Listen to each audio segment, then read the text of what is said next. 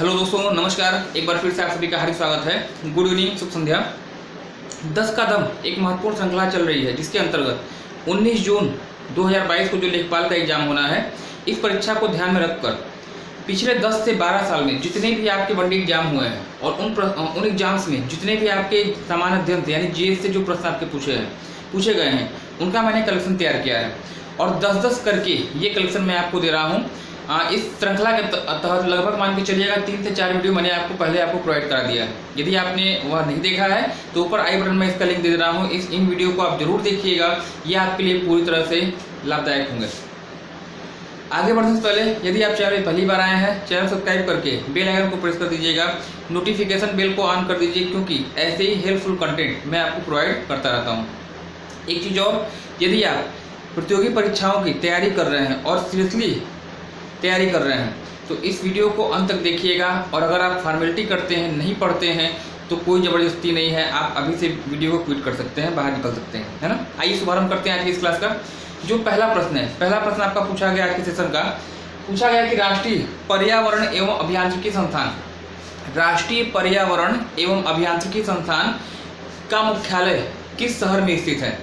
एक important question होगा, triple star वाला क्वेश्चन है। और ऐसी समस्त परीक्षाएं जहां एनवायरनमेंट से रिलेटेड प्रश्न आते हैं, जहां पर्यावरण संबंधित प्रश्न आपसे आते हैं, पूछे जाते हैं, हर एग्जाम में ये प्रश्न आपको मिलेगा।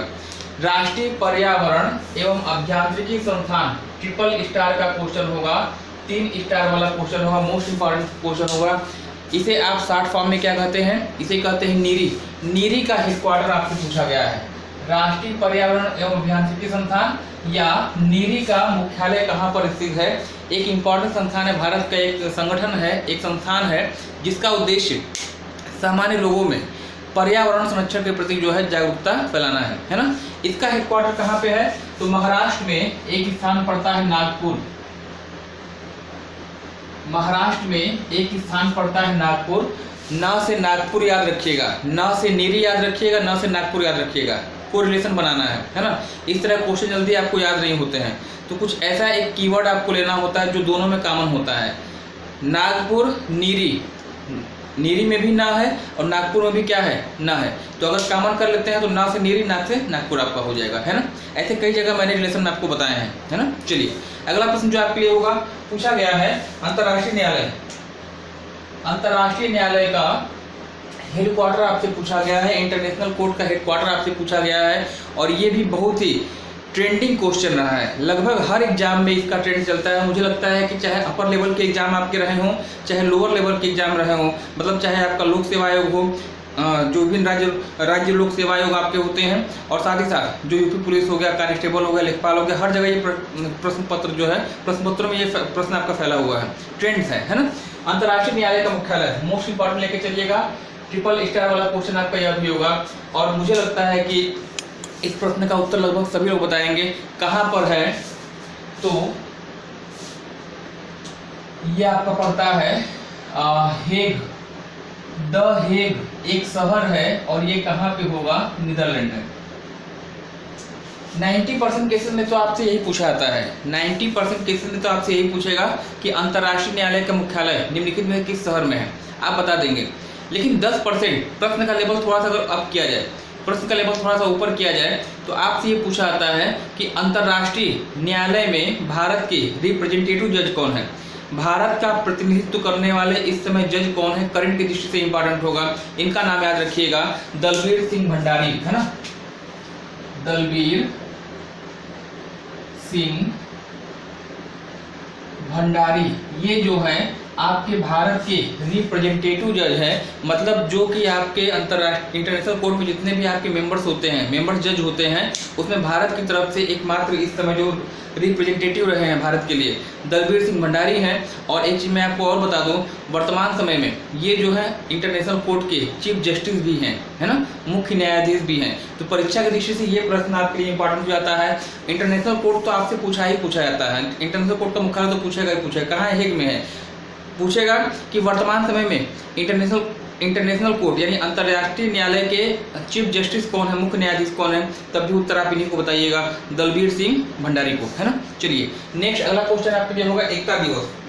एकता दिवस का संबंध किस महापुरुष से है, किस महापुरुष के जन्मदिन को आप एकता दिवस के रूप में मनाते हैं। प्रचलित क्वेश्चन है, चलता हुआ क्वेश्चन, ट्रेंडिंग क्वेश्चन है, यह भी आपके लिए बता दीजिएगा कौन है। तो सरदार वल्लभ भाई पटेल है ना, सरदार वल्लभ भाई पटेल, इनका संबंध जो है गुजरात से है और इनका जो जन्मदिन है प्रत्येक वर्ष 31 अक्टूबर को मनाया जाता है ना। 31 अक्टूबर को सरदार वल्लभ भाई पटेल जी का जन्मदिन मनाया जाता है। भारतीय रियासतों के एकीकरण के मामले में इनकी जो है एक महत्वपूर्ण भूमिका रही थी। समस्त जो भारत आपका बटा हुआ था कई खंडों में, उसको एकीकृत रूप में करने में इनकी एक महत्वपूर्ण भूमिका रही थी और यही कारण है कि इनका जन्मदिन जो है एकता दिवस के रूप में मनाया जाता है। पहली चीज। दूसरी चीज, सरदार वल्लभ भाई पटेल को आप भारत का लौह पुरुष कहते हैं, आयरन मैन ऑफ इंडिया के रूप में जानते हैं और साथ ही साथ भारत के विस्मारक के रूप में भी जाना जाता है। ये सरदार वल्लभ भाई पटेल से संबंधित कुछ महत्वपूर्ण चीजें आपकी हो गई। इनकी जो मूर्ति लगाई गई है गुजरात में लगाई गई है, केवड़िया द्वीप पे लगाई गई है, सॉरी केवड़िया जिले में साधुवेट द्वीप पर लगाई गई है। 182 मीटर 182 मीटर हाइट होगी और इसके बारे में कहा जाता है कि यह विश्व की सबसे ऊंची मूर्ति है। 182 मीटर सरदार वल्लभ भाई पटेल की मूर्ति है। गुजरात के केवड़िया डिस्ट्रिक्ट में साधुवेट द्वीप पर स्थित है और सबसे महत्वपूर्ण जो यहाँ से पूछा जाता है, इस मूर्ति के आर्किटेक्ट का नाम आपसे पूछा जाएगा। जो वास्तुकार रहे हैं डॉक्टर राम सुतार, बता दीजिएगा इसके जो हैं आर्किटेक्ट होंगे। तो एक प्रश्न देखिए, मैंने 6 से 7 क्वेश्चन मैंने आपको बता दिए। प्रश्न मूल क्या था, एकता दिवस का संबंध किस महापुरुष से है। एकता दिवस का संबंध वल्लभ भाई पटेल से है और इनके जीवन संबंधित जितनी भी चीजें हैं, जितने प्रश्न आपके बन सकते हैं वो मैंने आपको बता दिया। अगला प्रश्न जो आपके लिए होगा, हाव ए सर्व है ना, हाव ए सर्व नामक सिंचाई कर किस शासक के द्वारा लगाया गया था, किस मुस्लिम शासक के द्वारा हाव ए सर्व नामक सिंचाई कर लगाया गया था। उत्तर बता दीजिएगा, मोहम्मद फिरोज तुगलक, तुगलक वंश का ये जो है एक महत्वपूर्ण शासक था, फिरोज तुगलक, और इसी के द्वारा यह कर आपका लगाया गया था। फिरोज तुगलक के बारे में अगर बात करिएगा तो फिरोज तुगलक ने जौनपुर शहर की स्थापना की थी। जौनपुर हो गया, फिरोजाबाद हो गया, पब्लिक वर्क्स डिपार्टमेंट लोक निर्माण विभाग की इसने स्थापना की थी।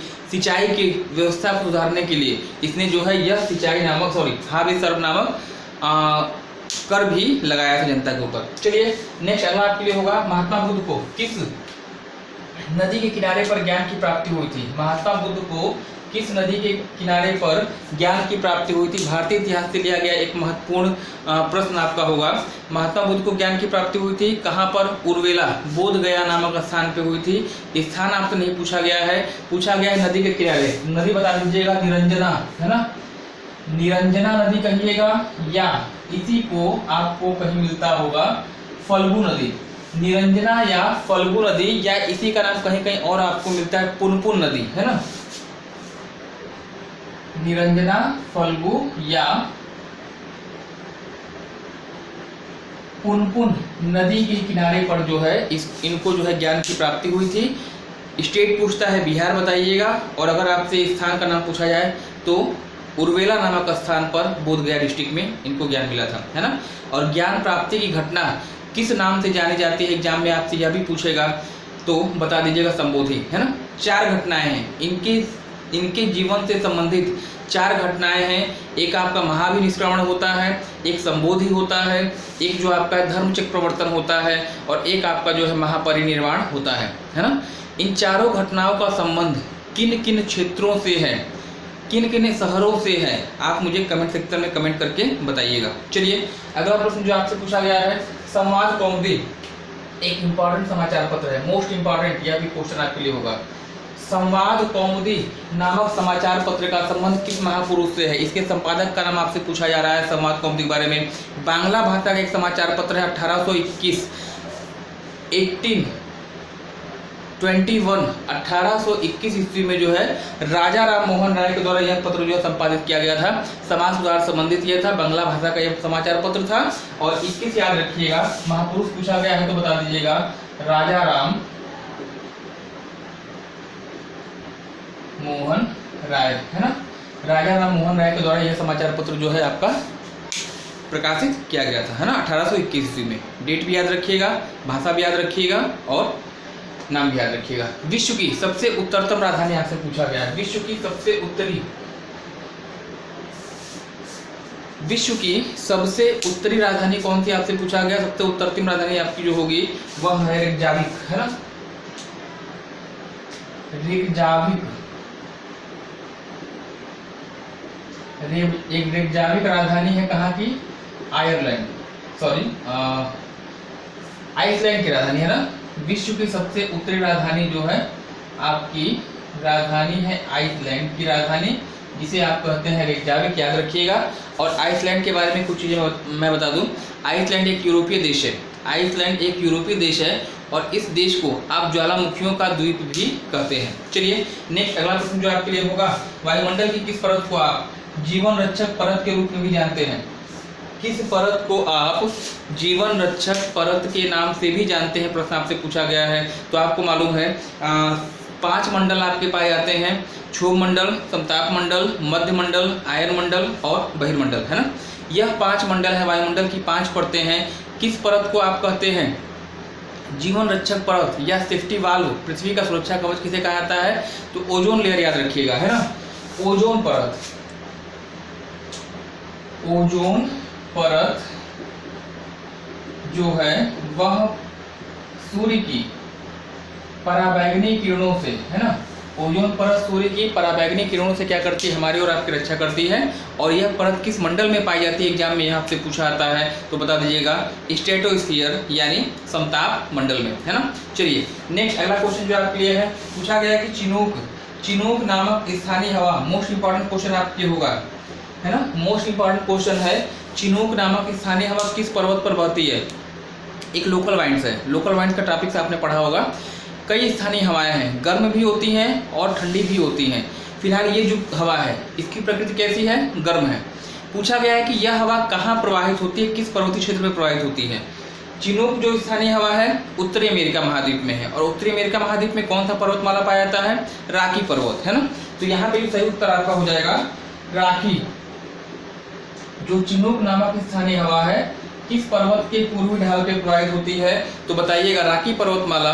और राकी इस पर्वत की अगर बात करिएगा, इस स्थानीय हवा की बात करिएगा, प्रकृति इसकी गर्म होती है। और जब यह गर्म हवा ठंडे प्रदेशों से गुजरती है, बर्फीले क्षेत्रों से गुजरती है, तो इसकी गर्माहट की वजह से जो आसपास की बर्फ होती है क्या हो जाती है, पिघलने लगती है। और यही कारण है कि इस चिनूक को हिमभच्छी पवन कहते हैं, है ना, हिमभच्छड़ी पवन या हिमभच्छी पवन, स्नो ईटर वाइंड्स के नाम से भी जानते हैं। पूछा गया क्वेश्चन है, 4 स्थानीय हवाओं का नाम आपको दिया जाता है, एक रहेगा चिनूक और बाकी 3 अन्य कोई हवा आपको दे दे। कहेगा निम्नलिखित में से किस स्थानीय हवा को आप स्नो ईटर यानी हिमभच्छड़ी पवन के नाम से भी जानते हैं। उत्तर आपका होगा चिनूक। नेक्स्ट डीएनए का double helix model, very very important question होगा, साइंस से लिया गया क्वेश्चन, मोस्ट इंपॉर्टेंट श्रेणी में रखिएगा। 3 स्टार या 5 स्टार कहिएगा, ये आपका रेटिंग वाला होगा क्वेश्चन। डीएनए का डबल हेलिक्स मॉडल, द्विगुणित मॉडल जो है किसके द्वारा दिया गया था। जहाँ भी विज्ञान के क्वेश्चन आते हैं ये आपको 100% क्वेश्चन मिलेगा। नाम बता दीजिएगा, वाटसन और क्रिक, है ना, वाटसन एवं क्रिक मॉडल भी इसे कहा जाता है। तो इन दोनों का नाम याद रखिएगा, हमेशा एग्जाम में पूछा जाता है। डीएनए का डबल हेलिक्स मॉडल वाटसन और क्रिक आपका हो जाएगा। नेक्स्ट अगला आपसे पूछा गया है कि सूर्य स्तुति से संबंधित गायत्री मंत्र का उल्लेख, गायत्री मंत्र का उल्लेख किस वेद में है। 4 वेद आपके होते हैं ना, 4 वेद, ऋग्वेद, यजुर्वेद, सामवेद और अथर्ववेद। इन चारों वेदों में किस वेद में आपका गायत्री मंत्र का उल्लेख है, बताइएगा। ऋग्वेद में, है ना, ऋग्वेद। सूर्य उपासना से संबंधित आपका जो मंत्र है गायत्री मंत्र किस वेद में है, ऋग्वेद में है। ऋग्वेद की किस मंडल में है, तो मंडल आप बताइएगा, 3रा मंडल, है ना। नेक्स्ट अगला क्वेश्चन जो आपका होगा, आयरलैंड के संविधान से लिया गया है क्या, डीपीएसपी, नीति निर्देशक तत्वों को लिया गया है, ये तो सबको मालूम है। इनका उल्लेख भारतीय संविधान के किस अनुच्छेद में है, यह आपसे पूछा गया है। डीपीएसपी यानी डायरेक्टिव प्रिंसिपल जो आपके हैं आयरलैंड से लिए गए हैं, किस भाग में है, तो भाग आपका हो जाएगा भाग 4, है ना, भाग 4। और अनुच्छेद यहीं पे अगर पूछ लिया जाए तो 36 से 51, है ना, भाग 4 अनुच्छेद 36 से 51 में आपका डीपीएसपी का उल्लेख है। अनुच्छेद 36 से 51 में इंपॉर्टेंट फैक्ट होगा, वेरी वेरी इंपॉर्टेंट क्वेश्चन है, संविधान से प्रश्न आपका बनता है। और अंतिम क्वेश्चन जो आज के सेशन का होगा, है ना, आज के सेशन का अंतिम क्वेश्चन होगा, किस तिथि को पंडित जवाहरलाल नेहरू के द्वारा जो है उद्देश्य प्रस्ताव संविधान सभा के समक्ष पेश किया गया था, है ना। उद्देश्य प्रस्ताव कब पेश किया गया था यह आपसे पूछा गया है। डेट याद रखिएगा, हमेशा एग्जाम में कुछ डेट बहुत ही इंपॉर्टेंट है, पूछी जाती है। ये डेट भी इंपॉर्टेंट होगी, 13 दिसंबर, है ना, 13 दिसंबर 1946। 13 दिसंबर सन 1946 को जो है पंडित जवाहरलाल नेहरू के द्वारा उद्देश्य प्रस्ताव पेश किया गया था संविधान सभा के समक्ष, और 22 जनवरी सन 1947 को यह उद्देश्य प्रस्ताव स्वीकार कर लिया गया था। और बाद में भारतीय संविधान की जो उद्देशिका है या प्रस्तावना है, इसी उद्देश्य प्रस्ताव को प्रस्तावना के रूप में अपनाया गया था, है ना। तो ये एक छोटा सा सेशन रहा जिसके अंतर्गत आपने भारतीय सामान्य ज्ञान से संबंधित या समसामयिकी से संबंधित जो महत्वपूर्ण प्रश्न है उसको आपने सॉल्व किया। उम्मीद है आपको ये पसंद आया होगा, निश्चित रूप से आपके लिए लाभदायक है। कमेंट सेक्शन में आपकी राय अपेक्षित होगी। धन्यवाद, have a nice day, good night, शुभ रात्रि। Thanks for joining me.